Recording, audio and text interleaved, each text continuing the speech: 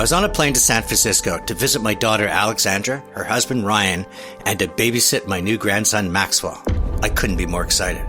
I took this time to read a book called Leap into the Mind of a Suicide. It's the story of a woman who struggled with her mental health since she was a child, and how she felt the only way out was to commit suicide. At age 18, she jumps from her 8th-floor balcony, only a few feet away from her father. Somehow she survives, but she will live with a physical disability the rest of her life. A life where she now feels profoundly compelled to share her story so that she can speak for others who are lost forever to suicide, while opening our eyes to what it means to reach that dark point where one willingly chooses death over life. Her name is Nancy Xia, and by listening to her story of trauma and tragedy, laddering to transformation, I think we're gifted with context and understanding that can positively impact any life, including our own. Do you feel lonely and empty inside, even though you have friends and you party all the time? This physical feeling just won't shake off. When I was really depressed to a point of suicide, I experienced a really strange feeling. I felt like I was an empty shell. This is Chatter That Matters with Tony Chapman, presented by RBC. Nancy Xia, welcome to Chatter That Matters. Thank you for having me. Nancy, I'd love to begin with where you are today with your life, and if you could, to read this paragraph from the end of your book. I'm now an organizer of an online mental health support group. We started during the pandemic, and now we have members from all over the world. We have a prayer meeting every day, and we have a weekly support meeting to share stories of recovery. I used to regret about my suicide attempt. I used to think that I would always live with that regret for the rest of my life. But over the years, good things and good people crossed my path as a result. I now think that this whole experience is a blessing in disguise. I learned about forgiveness and patience, and I became a joyful and positive person, full of positive energy. That's where I am today. Nancy, I read every word of your book, and as a father of 2 daughters, I was torn. First, to have the utmost empathy for you and your struggles, but also for your parents' pain, knowing that their only child was willing to trade death for her life, and the 24 hours a day they committed to their life to saving yours. I realize, I think, that what your book is all about is that mental illness isn't something that's easy to treat, and its symptoms extend beyond the individual to all who love them. So I want to spend some time talking about that and learning more about what brought you to this point at such a young age. Take me back to your childhood when you first knew that you're beginning to struggle with your mental health. So when I was an infant, I was one of those babies that cried all the time. It was really hard to put me to sleep. In 80% of my baby photos, I look anxious and fearful. That was my default expression. When I was a kid, I was described as neurotic and introverted. I had a lot of phobias, including spiders, bugs, darkness, and ironically, death. My sleep was always bad. I started to have insomnia in grade 5, not being able to sleep at all over nothing. I was also very negative, predicting every situation in its worst case scenario. However, I didn't think at the time that I was different from everyone else because I was not able to know what normal feels like. But now that I have been completely healed and transformed, I realized that who I used to be, my experience of being a human during the first 22 years of my life, I was already mentally ill.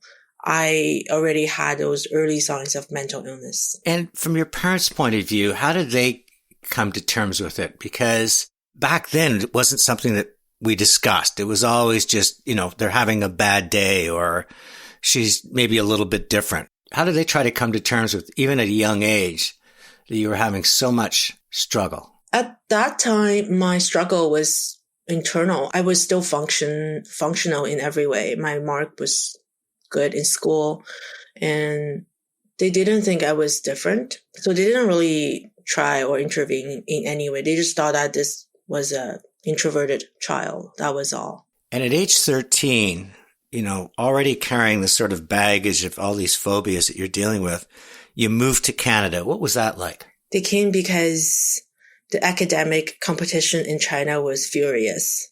I failed to make it into a prominent junior high school. So my future was not very bright. And that was the main reason my parents wanted to immigrate to Canada. They were already in their 40s, not exactly in their prime.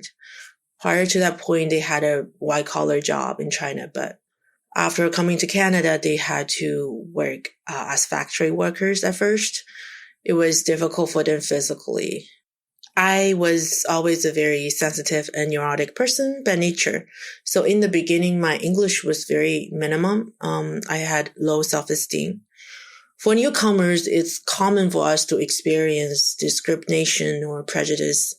Perhaps another person in the same shoes would not care, but because I was extra sensitive, it would take me longer to get over a negative encounter. What I was surprised in your book is that this bullying wasn't just people born in Canada, but other Chinese who might identify as being Taiwanese or from Hong Kong also weren't willing to accept you. I wouldn't say it was bullying. It was more like rejection because we certainly wanted to be friends with them since we're all Chinese. But at the time, China, people coming from mainland China was, they were poor.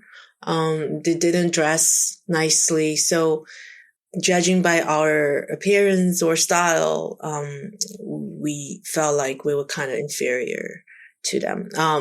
But that was all in grade 8. People were kids. But now I have many friends who come from Taiwan and Hong Kong. It's much different now. How did your mental health change from that time that you came to Canada? You talked about, you didn't have a great command of the English language, and obviously you lacked some self-esteem. What are the other demons that you were talking about earlier? The phobias, the lack of sleep? So I found it difficult to fall asleep. I found the pace of my thoughts was always very fast. I was overthinking all the time. And feelings of embarrassment, anger, and sadness were overwhelming at times. At age 16, there was an incident where I was crying over a very small fight between myself and a classmate. And I cried so hard to the point where I suddenly felt like I wanted to kill myself. It caught me by surprise because even then I knew it was not a big deal. So that was the first time I experienced a suicidal feeling.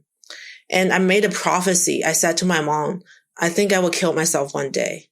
And I thought maybe when I'm much older, when I experience a major obstacle in life, but it actually happened a year later. And that's at age 18, I guess, and you start dating for the first time. I mean, that must have, even though it was a short time for you, it must have brought a lot of happiness to you that you were starting to feel like you belonged and other people could see all the great things you offered. Yes, at the time, I think there were young couples in high school everywhere. So I was jealous of them. I was eager to also have my maybe first boyfriend. So I was dating someone in my school. And during that time, I was extremely obsessed and full of mental energy all the time. And that really took away my sleep. And my grade also dropped dramatically. But the relationship only lasted about 4 weeks. And thinking back, it wasn't a meaningful relationship, but it happened at a time when I was already about to start my clinical depression. It only needed to have a trigger for it, and that was the trigger. And that trigger leads you down a very dark tunnel, doesn't it? I started to have severe insomnia. I was not able to sleep at all. Even taking 5 sleeping pills was not helpful. The headache was unbearable. And on top of that, I had severe panic attacks and feelings of anxiety. Those feelings were very physiological in nature. And before long, I lost the ability to feel hunger and thirst. And during my latter days, I couldn't even feel if I wanted to go to the bathroom. It was a complete debilitation of every function of my brain. except memory, I could still remember everything. So the insomnia lasted about 2 months. Imagine not sleeping at all for 2 months. I was literally walking dead before my suicide attempt. And, you talk about, and I thought this was such a powerful part of the book, Leap, was when you talk about in every situation you're in, driving with your father, looking at a balcony or bridge, subway tracks, that you're not seeing these things as infrastructure or just normal circumstance. You're almost seeing these things as props to end your life. The feeling of wanting to die was constant because I was unable to sleep at all. So literally 24/7, I was tormented by suicidal ideologies, and those thoughts and feelings were so strong and out of control. And it became a biological need to die, stronger than the need for food and water. And at one point, I even tried to kill my dad because he was protecting me from hurting myself. And I thought I needed to get rid of my parents first in order to kill myself. So I was that sick. I was that cold-blooded. It's interesting that when I read your book, Leap into the Mind of a Suicide, and even listening to you today, it's almost when you describe those points, you're describing it as a third person. It's not you. It's this person that's taken over your brain, wants to engineer all this stuff so that you can end your life. Yes, at the time, I certainly felt like there was someone living inside of my head and feeding me with negative thoughts, condemnation, and reminding me of my shamefulness and embarrassment, and telling me that I will have no future. Yeah, looking back, I would say it was definitely demonic in nature. And your parents are quite desperate. They send you on a vacation, or at least to try to get you into different circumstances with different people. And that doesn't work out. And then they believe that maybe the next best way to saving your life is to commit you. But before we get to what happens, tell me a little bit about the fortune teller, because it was a small part of your book, but I think it was quite a significant part of your life. We came to Canada in 1998, which was the year we were preparing to come, and we were in the process of applying. And my dad was walking on the street one day, and a fortune teller stopped him and wanted to do business with my dad. My dad said no because he didn't believe in it. Meanwhile, his friends were like, I wanted to know my future. Tell me. The fortune teller was like, I only wanted to do business with him. So my dad found him interesting. So he said, okay. The fortune teller told my dad that 1998 is a turning point for you, which is true because we are about to come to Canada. Then he said, when you turn 45 years old, something will happen to your child. I don't know what it is, but something will happen. My dad didn't tell us about it because he didn't believe in it until my first suicide attempt. He remembered the prophecy. And sure enough, 4 days after his 45th birthday, I jumped from the balcony. And you describe this as being 8 stories up. Your parents had locked this balcony because they know that you'd already once perched yourself on the edge, but you somehow convinced your dad to open it, saying you just need some fresh air. And then you jump. Mm-hmm. And your dad's only a few feet away. I can't imagine being a father and seeing that. I can't imagine, obviously, being you and doing that. But what do you remember of that time? That I felt a sense of relief when I was finally able to break free from my parents. But that only lasts about 3 or 4 seconds, because when I landed, I did not die. I was really mad. I still remember the expression on my dad's face when I thought that was probably the last thing I saw in this world. And that really made me feel sorry for him. But I really didn't have much love and sympathy for my parents at the time because I was so sick. I lost the ability to feel love. So at that very moment on that day, I didn't really care how they felt. And things start to change a little bit in hospital. Your life survived a fall of 8 stories, but you permanently damaged your body. So I sustained a spinal cord injury at a level of T12, L1, and L2, which is the same level as your belly button. So I was instantly paralyzed. The moment I landed, I knew I was paralyzed and I would not be able to walk again. But I didn't lose consciousness because I didn't have a brain injury. The paramedics arrived and measured my vital signs and found that they were all normal. So I didn't have a life-threatening injury. On my way to the hospital, they didn't even sound the siren. And why do you think they did that? I think it was because, first of all, I wasn't going to die. They knew that I would be okay. And you're in the hospital. What kind of thoughts are going through your mind? I was placed on suicide watch. I was begging everyone to kill me. Everyone who walked by my bedside, I was begging them to help me commit suicide. And I promised myself once I was able to, I would continue to do it until I'm successful. But a turning point in your life when you're in that hospital, what happens when you suddenly look at your dad and instead of having no empathy for him, you say, "I'm sorry, Dad, and I love you"? After I was hospitalized, I saw my psychiatrist for the first time. He was my doctor for the next 10 years, and he began to medicate me. He put me on a whole bunch of medication for my mental health condition. I was able to sleep about 2 or 3 weeks later. So as the pattern of my sleep was restored, I felt like my depression got much better. So there was one day my dad came to visit me. He said that my parents were completely broken. He described what they were going through. And all of a sudden, I began to cry. Because prior to that point, I couldn't even cry anymore. I didn't have any human emotions. I didn't care or love for them. So when I began to cry, that was a turning point because I could feel like a human again. That's a beautiful part of your story. And again, with empathy, I'm thinking of this person who did everything to end their life, ends up paralyzed, but still finds a way to start, whether it's through the medicine you were given, the conversations you had with your doctor, but that you learned to feel and cry. And I thought that was such a wonderful silver lining in a dark cloud, that you could start feeling again.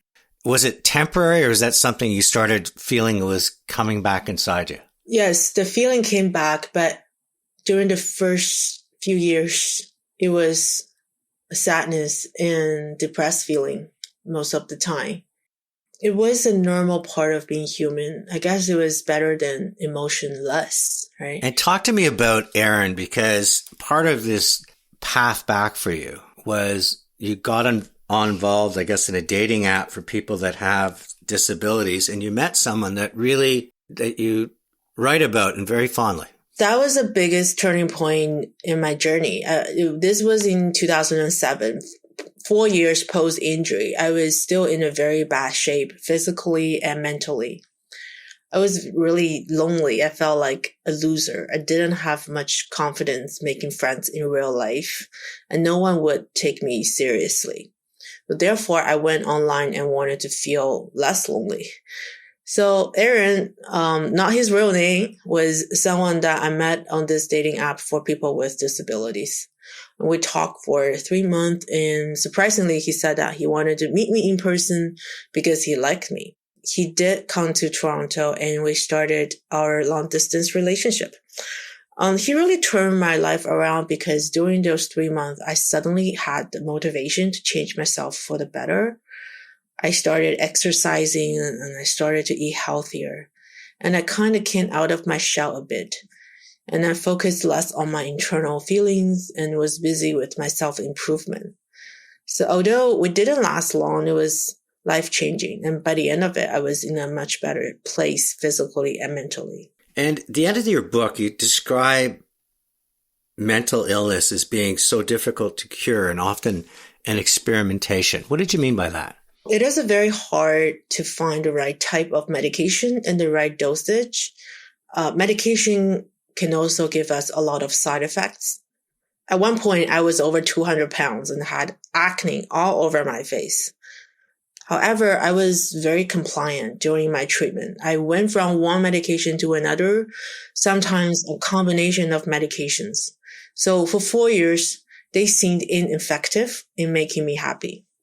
But when I found the right medication in 2007, within a month, I woke up one day and just never felt depressed ever again. However, my observation is that people with mental illness do not have the obedience and patience to find the right medication. They give up so easily after experiencing side effects, not knowing that the positive effects far outweigh the side effects. And the side effects are temporary. Once your body is used to it and your mental health improves, you don't need to take a lot of medication to maintain your mental health. When we return, my 3 takeaways, and then Amy Deacon joins the show to help us understand what's inside the mind of someone that contemplates suicide. Hi, it's Tony Chapman from Chatter That Matters. I heard a stat yesterday that I thought was worth sharing. Do you know that most people spend more time shopping for a smartphone than they do choosing a bank or financial advisor?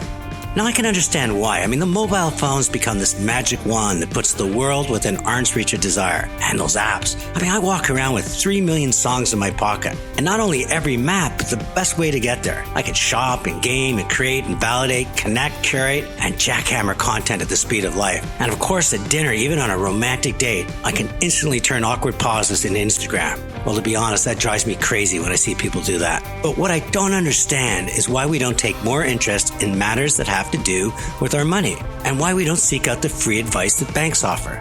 I mean, they're there to help you with your money matters. If you're buying a house, they'll tell you how much you can afford and what makes more sense, a variable or fixed mortgage. If you're overwhelmed with your debt, they'll help you figure out the best way to improve your circumstances today and in the long term.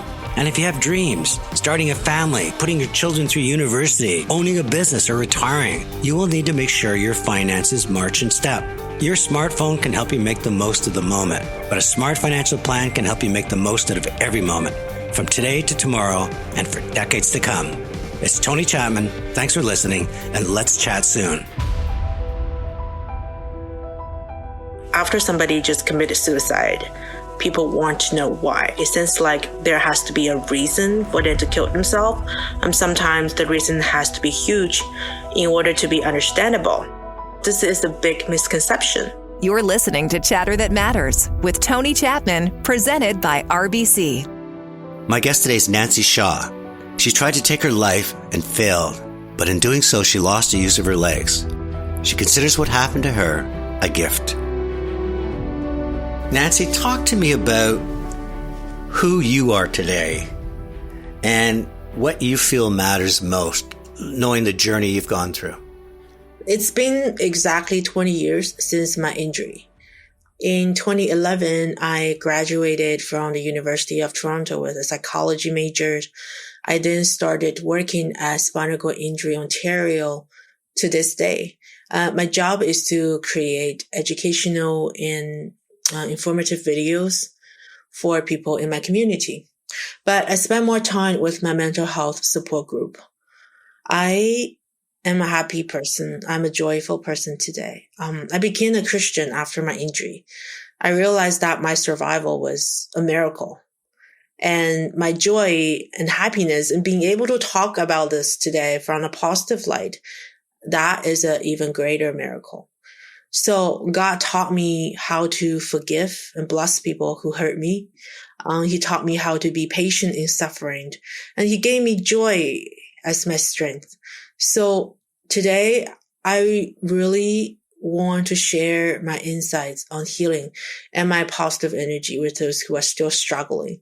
So this is my mission for the rest of my life. And what do you think we need to do individually and collectively to address mental health in our society? Because everything I read and the people I've talked to is that we're at a crisis point. There's a lot of people that are dealing with stress, dealing with anxieties, dealing with suicidal thoughts. Given your context of both studying and the circumstances you've lived through, is there an answer? I actually want to share an insight as someone who have been terribly mentally ill. We have all seen in the news on those school shootings and massacres where the gunmen died at the end either by suicide or they were killed by cops. People are always looking for a reasonable motives behind their action. For example, the Vegas shooter, people are still wondering why. For someone who is mentally ill to the point that I was, we're like zombies. Our illness took away our humanity. When it comes to committing suicide, it's actually still hard to do because fearing death is a human nature. So when someone wants to commit suicide, they are in an extreme dilemma. On the one hand, they want to die so badly, but on the other hand, they are still afraid to die. So therefore, suicide by cops is an easy way out. By committing a horrible crime, they invited the cops to kill them, or they felt that they left themselves with no choice but to kill themselves in the end. So of course, there was also the fact that they were jealous of happy people who were better off than they were. And that's why they choose children or concert goers as their targets. So we see that mental health is not just about helping that particular patient. It's also about how to prevent innocent people from being hurt. Because of all those tragedies are preventable if people know that mental illness is treatable. Their depression and suicidal state are temporary. People have to be educated about treatment options and follow their treatment plans, even though they don't seem to be effective right away. And that is recovery from a physiological aspect. There's also a social aspect, which is more important. When someone is sick with another physical illness, their loved ones will give the extra love and attention. But sometimes when people have a mental illness, people walk away from them. That would make it even more difficult for a patient to rebuild their life. So therefore, socially, we have to provide a loving and caring environment for them to recover. If my parents weren't this loving to me, I would not be here today. I would not have anything to live for. There were times when the only reason I don't commit suicide again was because I knew if I died, my parents, their lives would be over as well. And your parents are still with you today? Yes, I still live with my parents. They are my best friends. My dad had cancer 2 years ago, but he survived and is doing very well right now. Looking back at everything you just said, that they were there to love you, that they sacrificed their white-collar jobs in China to take you to Canada so you could get schooling. Have you reconciled that saying that I don't need to feel guilty because I was mentally unwell and I can now celebrate our love because I'm mentally well? I think being Christian, our faith really help us heal, to look things from God's perspective. He has a plan. He has a good purpose behind everything. So they're now also very happy and joyful. We're really grateful for the fact that we were crushed, but we were never broken. Nancy, do you think that this intervention and you surviving that 8-story fall happened for a reason, that you've got a higher purpose in this planet in terms of writing books like Leap into the Mind of a Suicide, or just being out there and opening our eyes to mental health? I always trying to find a reason behind my suicide attempt. And the fact that I survived that eighth floor fall, that was a miracle. Even before becoming a Christian, the moment I landed, I knew that there was a God, because at first I thought he was punishing me. He wanted me to survive so I could be punished for the rest of my life. But over the years, I realized that he saved me because he wanted me to know what life is all about, how wonderful life could be. I never knew happiness before my suicide attempt. Even though I was able to walk, I was never a happy person. throughout my entire life. Have you ever been back in touch with Aaron to tell him the role he played in your... I think he read my book, so he would know, but we don't have any communication right now. Nancy, I always end my show with my 3 takeaways. What opened my heart when I read Leap, and even more so after chatting with you, is this incredible sense of empathy. I think you best framed it when you said, when you're mentally unwell, it takes away your humanity. You just don't act the way people think you're going to act. And the fact that we should open our minds to understanding that as a society and realize that this isn't someone like me. This is someone that's going through, in your case, I couldn't sleep. I didn't want to eat. I didn't want to drink. And we just have to be very open to understanding that is reality as it's unfolding. I think the second thing is this incredible journey that you've been on. As you said, it's been 20 years. And 20 years ago, you tried to take your life. And now you've got a degree and you're helping others and you're helping society come to terms with what's important. Take your medicine, try it, give it a chance. There's ways that you can feel and experience life the way you're doing it. And I think the fact that you've come through these circumstances and changing your world and ours for the better is a miracle for all. And the third thing is, I just so happy that the awful pain that your parents must have felt and helplessness has now turned into this incredible love affair between the three of you and your spirituality and your humanity. So for all of that and more, thank you for writing Leap into the Mind of Suicide. I think I just want to conclude by saying that mental illness is a medical condition. It's not a psychological condition. It's our brain, the biggest organ in our body. Sorry, maybe not the biggest, most complex organ in our body that is sick, just like any other illnesses in our body. So we should treat it as a medical condition. It's not something that the patient has control over how they feel or how they think. So medical intervention, or if they're acutely suicidal, take them to a hospital to be hospitalized in a psychiatric ward. This is the first step in suicide prevention. Because when someone is in that desperate state, they are dangerous to themselves and also to other people. So sending them to a hospital is the best way to keep everyone safe. And also during hospitalization, the doctors can find out exactly what kind of condition they are going through and what is the best treatment plan for that person. So knowing what to do as a family member is very important. Nancy Xia, thank you for being part of Chatter That Matters. Thank you for having me. Thank you so much.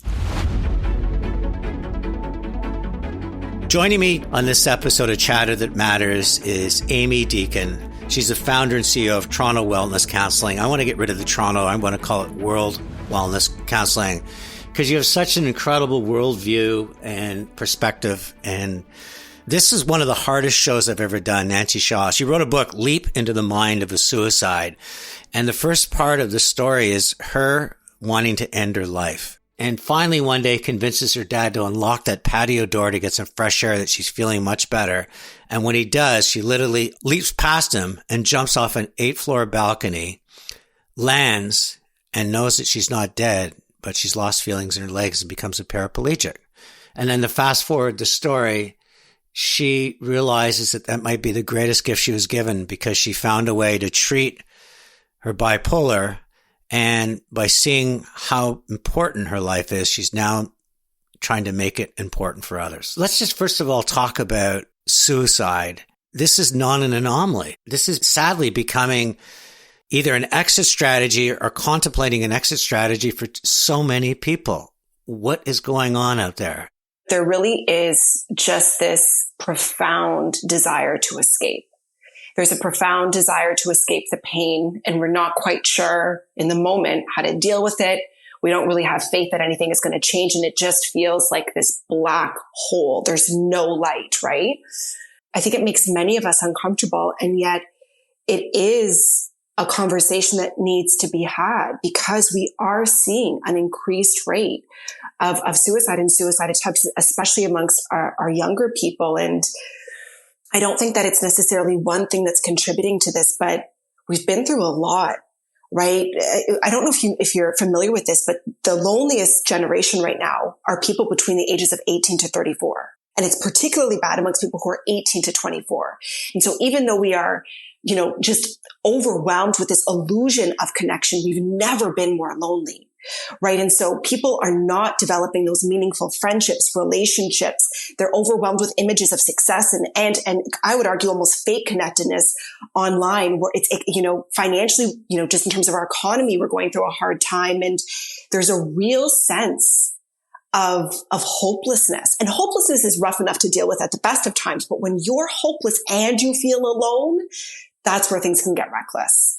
Sometimes we treasure life when we've almost lost it. In the case with Nancy, she willfully tried to lose it and failed, ended up in a wheelchair, but she's never been happier. She's become an artist. She's become an influencer to others. She feels she has a higher purpose to life, and she's managed with, having the right therapists and treatments that she can also deal with her mental health. Why does it take a situation like that for people to realize that life isn't a dress rehearsal, and why you're here, make the most of it? I think sometimes we don't realize how fragile life is until you do. You don't realize how precious your time here is, your relationships are, how you live your life until it's almost taken away from you. And so it is a theme that is common when people either, are diagnosed with cancer, develop a chronic health issue, have a near-death experience, that there's just this sobering awakening of, oh my gosh, here I was moseying on, living my best life, taking every moment for granted. And the people that are shook and awakened by that typically can't and almost have an allergy to going back to living a life where you just kind of feel like you're going through the motions. And what advice can you give to people to find a way to treat your life that way? Because when you're healthy and capable, that should be the times that you're really giving the most. And as you said, yet so many people meander. I think that is sometimes the blessing. It's almost like, when I was younger and I didn't finish my plate of dinner and my parents would say, oh my gosh, do you not realize that there are children in this other country that have, and you don't appreciate it. But then fast forward the clock and I spent, a couple of summers in Cambodia volunteering, and then you wake up. Right? It's almost, you can't appreciate something until you yourself are fully kind of immersed in that. But I think the other kind of example that we can explore without, throwing somebody into hardship or a traumatic situation, Steve Covey has this exercise where he invites people to reflect on their funeral. And when they have passed, what will people say about them? What will be their legacy? What will your friends say? What will your family say? What will your community say? What will your coworkers say? And sometimes it's uncomfortable, but there's something about the conversation around death that provides an opportunity for us to ask ourselves, are we really living? And if it were to go away, would we be good with how we spent our time here? Wow. Amy, Deacon, sending you yet another virtual hug because we do these things remotely, but thank you so much for once again bringing it all on Chatter That Matters. Thank you so much, Tony. Chatter That Matters has been a presentation of RBC. It's Tony Chapman. Thanks for listening, and let's chat soon.